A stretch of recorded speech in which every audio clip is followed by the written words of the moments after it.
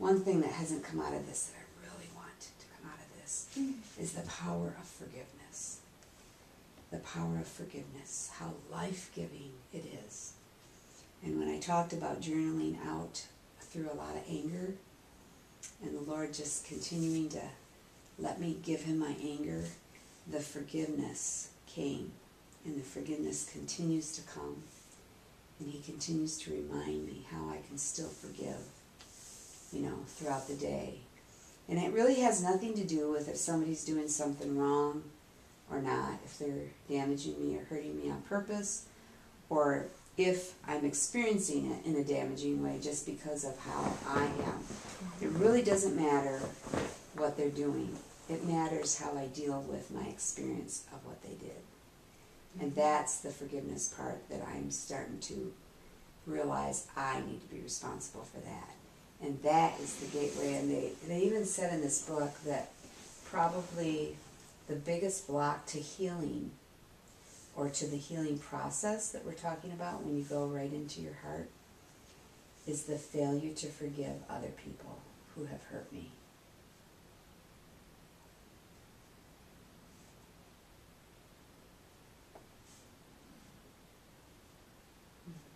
And I think that's probably one of the main reasons we run from that interior moment of vulnerableness.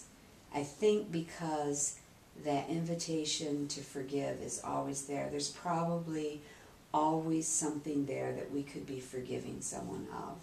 When you think of your lifelong hurts and pains that you store in your heart, to go to your heart when there's that much pain is so scary. And it kind of leaves you with having to make a decision. Are you just going to leave it like that? Or do you want to start cleaning it up? And how do you clean it up?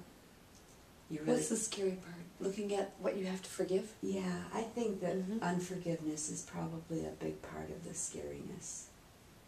Don't you think, hon? I'm sorry, I wasn't listening this time. When you think about going into your heart, don't you think that unforgiveness is probably one of the biggest obstacles of even getting there?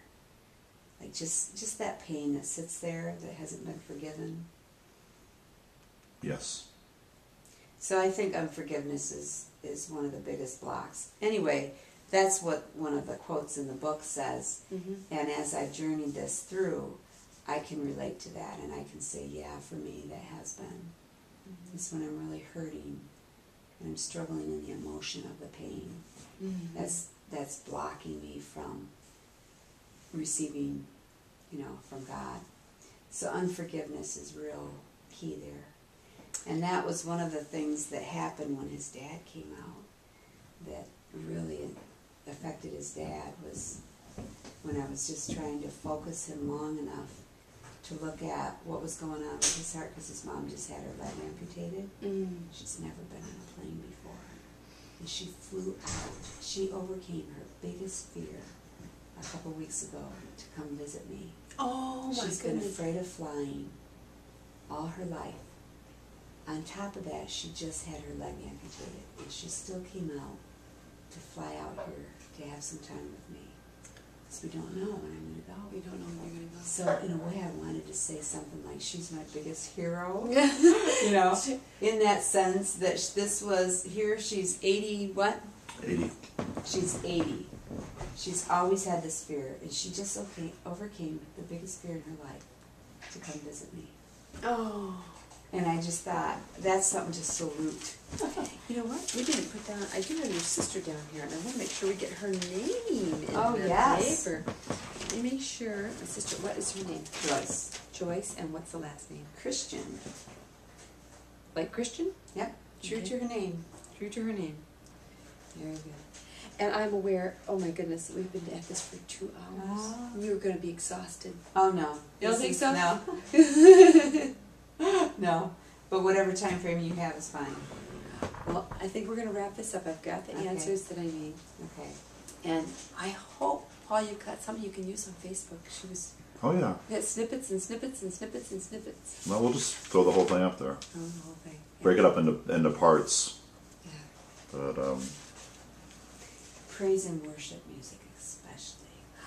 When we think of a Okay. specific kind of music, she leads specific a type group. of art, I think praise and worship just allows us to enter that throne room in a way that we don't know how to do it. You know, it takes us there.